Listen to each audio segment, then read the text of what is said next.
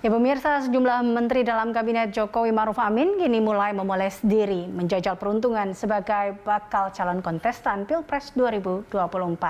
Dan sementara itu di sisi lain Presiden Joko Widodo mendukung pencapresan sejumlah menterinya dengan membebaskan mereka menaikkan popularitas jelang Pilpres 2024. Sejumlah pengamat meminta para menteri ini harus bisa memanfaatkan kesempatan yang diberikan oleh Jokowi untuk menunjukkan kinerja. Selain itu, para menteri juga diingatkan untuk tidak menggunakan fasilitas negara dalam rangka memoles diri jelang Pilpres 2024. Kita akan membahas terkait dengan hal ini bersama dengan pakar komunikasi politik Gun Gun Herianto. Terima kasih Mas Gun Gun telah bergabung bersama kami dalam Prime Time. Mas Gun Gun, kita lihat ini menjelang 2022 atau kita lihat belakangan ini banyak sekali para menteri Jokowi ini mulai memoles diri, mulai menebar pesona mereka untuk menjajal peruntungan sebagai bakal calon kontestan Pilpres 2024. Anda sendiri melihatnya seperti apa, Mas Gun Gun? Iya, memang realitas politik menuntut proses pemunculan nama, kan, pemunculan figur. Dan proses itu akan berkelindan dengan modal elektoral yang akan mereka miliki dan mereka negosiasikan dengan kekuatan real politik. Apa yang saya maksud yang akan dinegosiasikan tentu adalah tingkat keterkenalan, tingkat keterpilihan, dan tingkat penerimaan. Dan tiga hal ini yang disebutkan popularity, acceptability, dan electability ini itu menjadi faktor penting sebagai modal elektoral maju gelanggang pertarungan. Tetapi itu aja nggak cukup, Elisa. Ini yang kemudian sekarang proses komunikasi politik memfasilitasi bertemunya dengan kekuatan real politik seperti partai politik. Kenapa? Karena dalam undang-undang pemilu yang boleh mengusung capres dan cawapres hanya partai politik dan atau gabungan partai politik.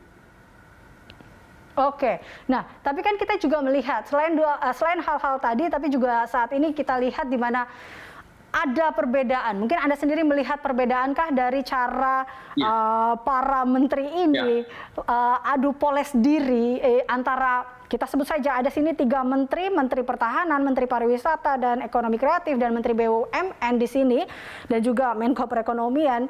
Ini kan mereka adu strategi di sini. Tapi Anda sendiri melihat polanya berbeda atau seperti apa, Mas Gun Gun? Jelas berbeda polanya ya. Contoh misalnya Pak Prabowo sekarang masih wait and see. Dia belum intens melakukan political publicity. Kenapa? Karena saya lihat Pak Prabowo merasa tingkat popularitasnya sudah tinggi. Ya kan, di survei-survei tingkat popularitasnya memang tinggi dan tingkat elektabilitasnya juga selalu masuk 3 besar.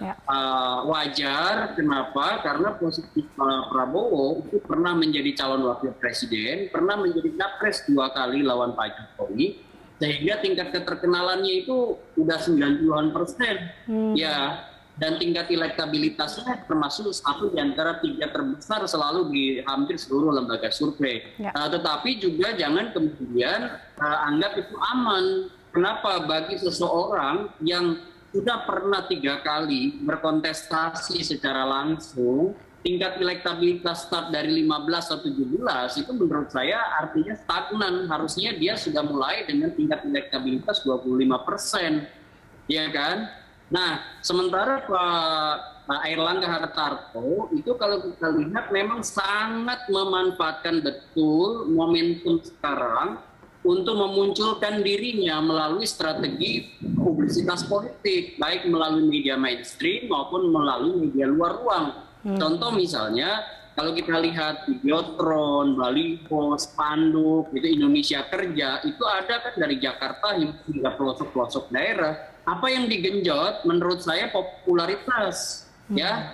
Nah, sementara tingkat penerimaan itu basis struktur Partai Golkar saya lihat sekarang itu bekerja masif dan eksesif ke bawah melalui jaring infrastrukturnya, melalui pendekatan basis komunitas, ya.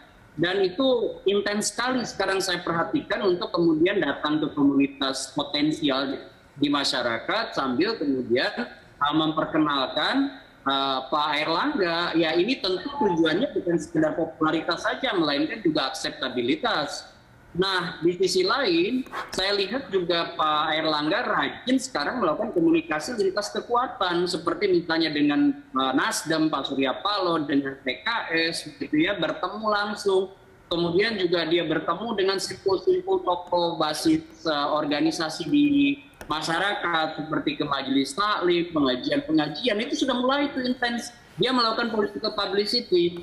Nah, Pak Erick Thohir saya lihat masih berada di level elit, ya, pergerakannya masih di level elit meskipun dia juga sering melakukan kunjungan-kunjungan ke daerah, tapi intensitas untuk melakukan publisitasnya masih saya lihat belum masif, masih sebatas koridor-koridor. Sifatnya itu berhubungan dengan kinerjanya begitu ya.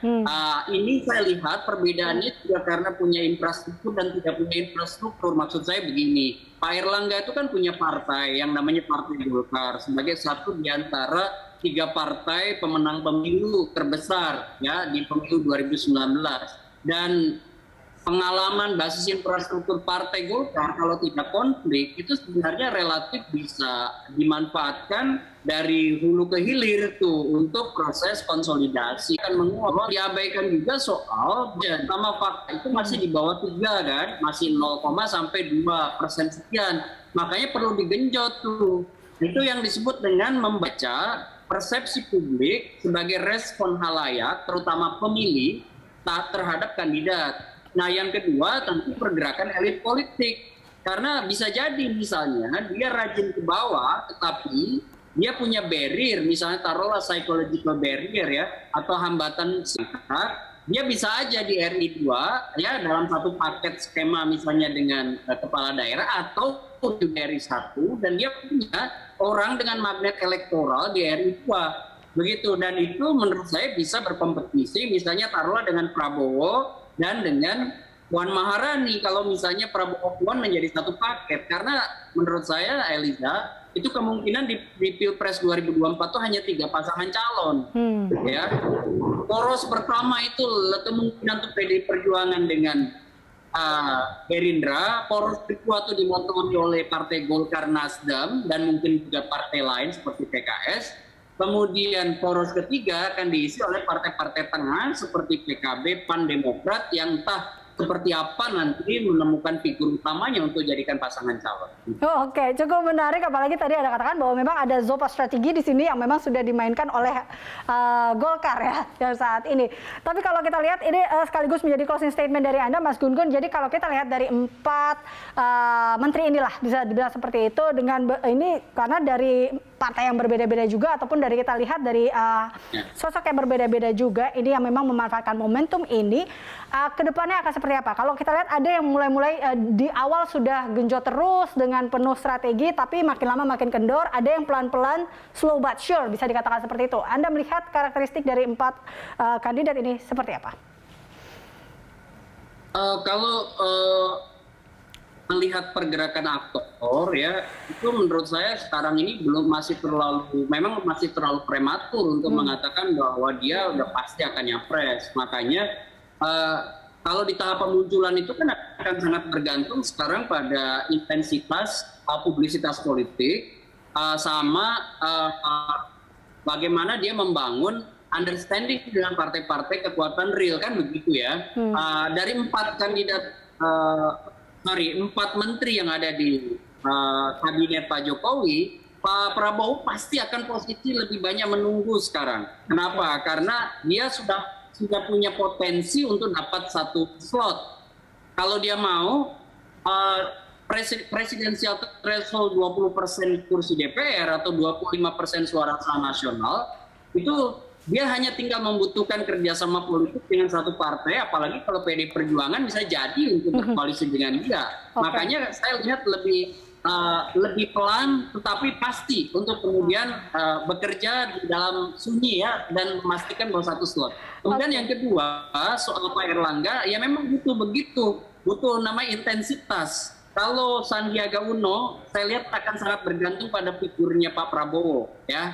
kalau Pak Prabowo maju, dia akan kesulitan untuk dapat slot ya, kecuali kalau dia kemudian tidak melaju dari Partai Gerindra. Dan satu lagi, kalau Pak Erick Thohir, saya melihat masih terlalu banyak faktor yang belum dia penuhi ya, selain tentu cost of entry mungkin dia memadai, tetapi basis dukungan real politik dari halayak melalui tren pemilih yang dibaca oleh lembaga survei sama pergerakan partai masih sangat belum ada kepastian dia bisa melaju dengan ketepatan saat ini untuk dihitung sebagai kandidat potensial begitu. Baik. Anda melihat ada kode khusus yang diberikan Pak Jokowi untuk para menterinya ini? Pak Jokowi masih equivocal communications, komunikasinya masih ngambang. Sebenarnya itu dan itu khas Jokowi sebenarnya. Sampai akhir saya yakin tidak akan pernah mengeksplisitkan dukungan pada siapa begitu ya. Baik. Terima kasih Mas Gun-Gun telah bergabung bersama kami dalam Prime Time. Pemirsa, demikian perbincangan kita bersama dengan Gun-Gun Herianto, pakar komunikasi politik. Dan Prime Time akan kembali usai jeda. Tetaplah bersama kami.